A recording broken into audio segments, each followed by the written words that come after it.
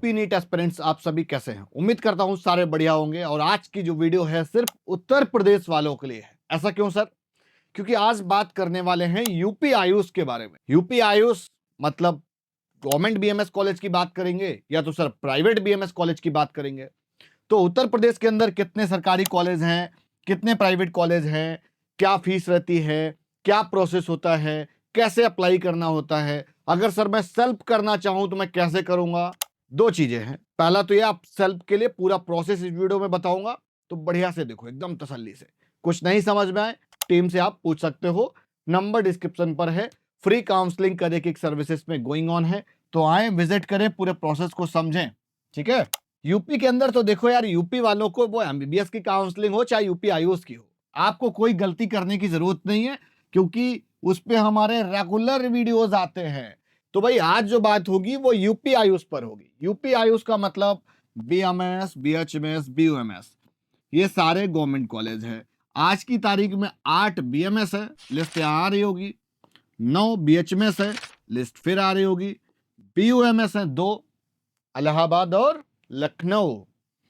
कानपुर में सिर्फ होम्योपैथिक का है, गवर्नमेंट आयुर्वेदा अभी तक नहीं है।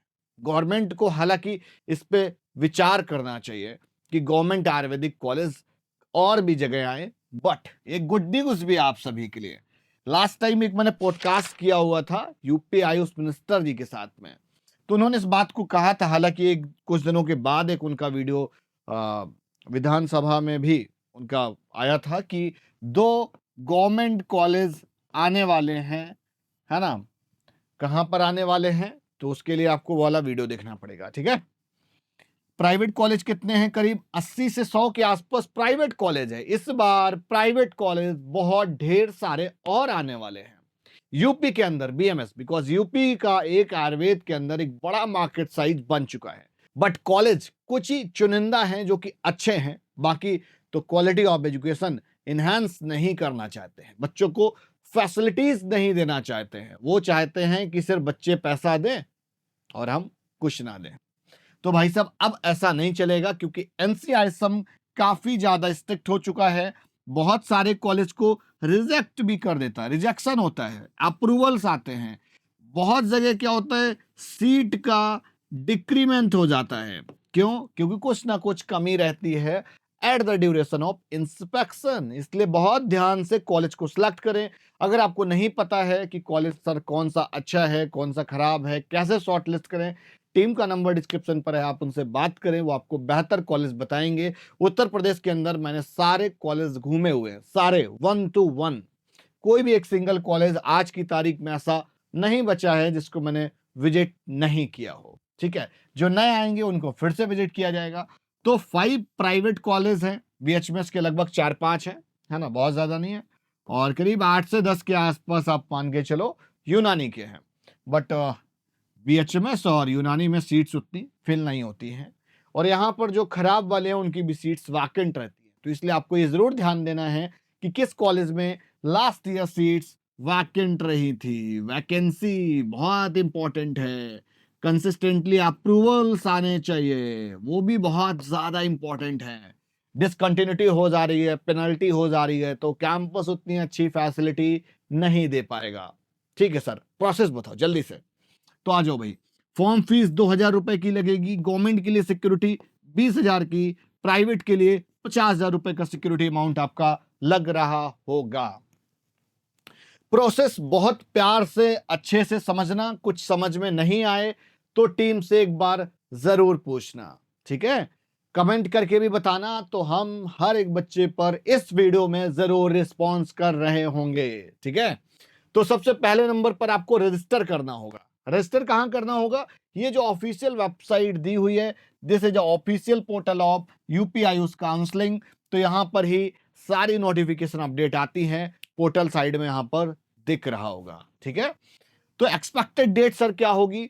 फर्स्ट वीक ऑफ सितंबर। अभी तो सर बहुत समय है। तो जी हाँ, बिकॉज एकदम से कॉलेज के अप्रूवल्स नहीं आते हैं, कॉलेज के अप्रूवल्स धीरे धीरे करके आते हैं। देन जब का 50% से अब कॉलेज के अप्रूवल्स आ जाते हैं, then permission then counselling start हो जाती है। बहुत बार सरकारी कॉलेज के भी अप्रूवल नहीं आते हैं। तो देखते हैं इस बार की काउंसलिंग में क्या वो 2 नए गवर्नमेंट कॉलेज पार्टिसिपेट करेंगे या कोई अच्छा कॉलेज आने वाला है। तो भाई सेकंड नंबर पर बहुत ज्यादा इंपॉर्टेंट है, पहले नंबर पर रजिस्टर कर दिया। रजिस्टर करने में डॉक्यूमेंट्स अपलोड करने पड़ेंगे, ठीक है, डॉक्यूमेंट्स अपलोड करा दिए, रजिस्ट्रेशन फीस पे करा दी, सिक्योरिटी फीस पे करा दी, 20,000 गवर्नमेंट के लिए, और अगर 50,000 करोगे तो गवर्नमेंट प्राइवेट दोनों की एलिजिबिलिटी बन जाती है। बशर्ते सरकारी के लिए स्टेट कोटे का डोमिसाइल होना चाहिए या 11 12 और 10th और 12th यूपी से ही होना चाहिए। उस केस में आपकी गवर्नमेंट कॉलेज की एलिजिबिलिटी बन जाती है, क्यों ना किसी आप बाहर स्टेट से हो, ठीक है। चॉइस फिलिंग फिर आपको करना होता है। चॉइस फिलिंग बहुत सिलेक्टिव नहीं करनी होती है, मैक्सिमम जितनी नंबर ऑफ चॉइसेस फिल कर सकते हैं ताकि आपको एक अलॉटमेंट मिल पाए, बिकॉज यूपी एक बड़ा स्टेट है तो वेरिएशंस बहुत जल्दी देखने को मिलते हैं काउंसलिंग में। चॉइस फिलिंग करेंगे और लॉकिंग करेंगे। बहुत बार लॉकिंग छूट जाती है, लॉकिंग छूट गई मतलब काउंसलिंग छूट गई, फिर वो चॉइस लॉक नहीं होती तो आपका नो अलॉटमेंट लिख कर आएगा या लिख कर आएगा there is no choice filling. तो इसलिए प्रोसेस बहुत ध्यान से करने वाली चीज है। बट चॉइस फिलिंग से पहले एक और इंपॉर्टेंट स्टेप है, it is a highly highly important step, वो है ऑनलाइन डॉक्यूमेंट वेरिफिकेशन का। बहुत बार डॉक्यूमेंट्स रिजेक्ट हो जाते हैं। डॉक्यूमेंट रिजेक्ट हुआ इट्स मीन कि यहां पर मेरिट लिस्ट में रिजेक्ट लिख के आएगा। अगर रिजेक्शन लिख के आया तो आप चॉइस फिलिंग के लिए एलिजिबल नहीं होते हो। फिर आप कहीं पर भी जाओ, कहीं से भी अप्रूवल लेकर आओ, इस स्टेप में हर साल कम से कम 10% बच्चे इसी रिजेक्शन प्रोसेस पर चले जाते हैं। बिकॉज ये ऑनलाइन जो डॉक्यूमेंट वेरिफिकेशन प्रोसेस है ना, काफी कॉम्प्लिकेटेड है, काफी टफ माना जाता है, क्योंकि आपके टाइम ड्यूरेशन के हिसाब से वेरीफाई नहीं होता है। जब वहां की कमेटी वेरीफाई करेगी देन तब आपको पोर्टल चेक भी करना होता है। अगर अप्रूवल आया होगा देन तब तो ठीक है, अगर रिजेक्ट अप्रूवल का मेल नहीं आया है तो आपको बार बार कॉल करके यहाँ पर वेरीफाई करवाना होता है। बिकॉज अपने आप वेरिफिकेशंस बहुत बार बहुत लेट होते हैं या रिजेक्शंस बहुत लेट हुए और आपने अपलोड नहीं किया डॉक्यूमेंट्स तो आप रिजेक्ट ही रह जाते हैं। तो चॉइस फिलिंग करी, लॉकिंग करी, फिर अलॉटमेंट आएगा। फिर एक और इंपॉर्टेंट स्टेप है यार, ये नया, इसमें आपको मेहनत करनी पड़ती है। तो आपको अपने सारे ओरिजिनल डॉक्यूमेंट्स लेकर जाने होंगे कहां पर, रिपोर्टिंग सेंटर एनएचएमसी लखनऊ पर।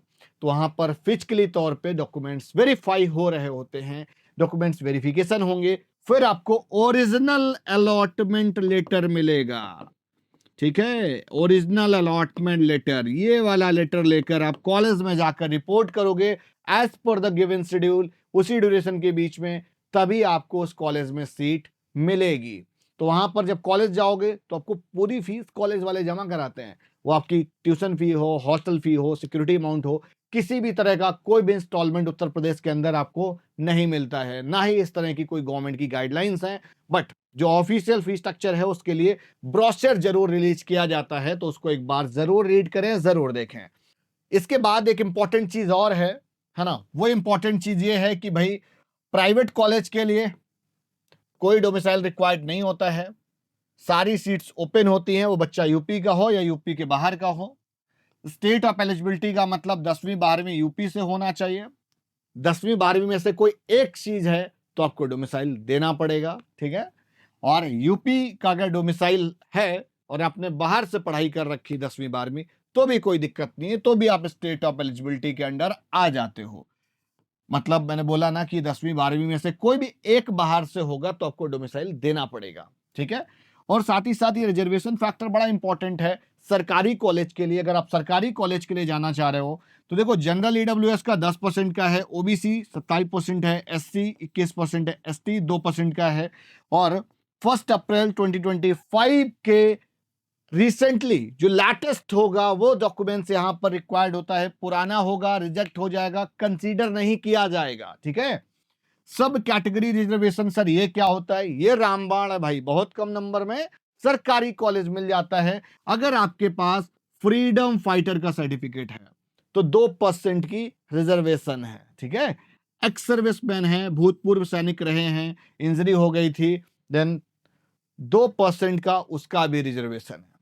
पीडब्ल्यूडी का सारी कैटेगरीज के अंदर 5% का रिजर्वेशन है। तो पीडब्ल्यूडी का सर्टिफिकेट आपको बनवाना रहेगा। गर्ल्स के लिए 20% का रिजर्वेशन है, बट गर्ल्स इस मेडिकल बैकग्राउंड में मेजर होती हैं, इसलिए बहुत ज्यादा ये रिजर्वेशन इम्पैक्ट नहीं करती है। बट रिजर्वेशन है यहाँ पर, वो मैं बता रहा हूँ। एक रिजर्वेशन और होती है, NCC B grade C certificate की रिजर्वेशन रहती है। तो अगर इनमें से कोई भी रिजर्वेशन आपके पास है, आप उसको पूर्णतया तरह से इस्तेमाल कर सकते हैं। वीडियो आज की यहीं तक, और इसी तरीके से वीडियोज पाने के लिए चैनल को सब्सक्राइब करो। कुछ डाउट इंक्वायरीज हैं या यूपी आयुष की काउंसलिंग कराना चाहते हो तो नंबर टीम का डिस्क्रिप्शन पर दिया है, तो जाकर बात करो, इनरोल करो। कुछ कंफ्यूजन रह गया है तो कमेंट करके बताओ। ये वीडियो थी गवर्नमेंट कॉलेज पे क्या रिजर्वेशन इस्तेमाल करेंगे, प्रोसेस क्या होगा, और यहां पर काफी वार्तालाप हुई प्राइवेट कॉलेज को भी लेकर। तो वीडियो को लाइक करो, चैनल को सब्सक्राइब करो और शेयर करो। ये ऑल इन वन वीडियो है, आपको 5 वीडियो 10 वीडियोस नहीं देखने की जरूरत है।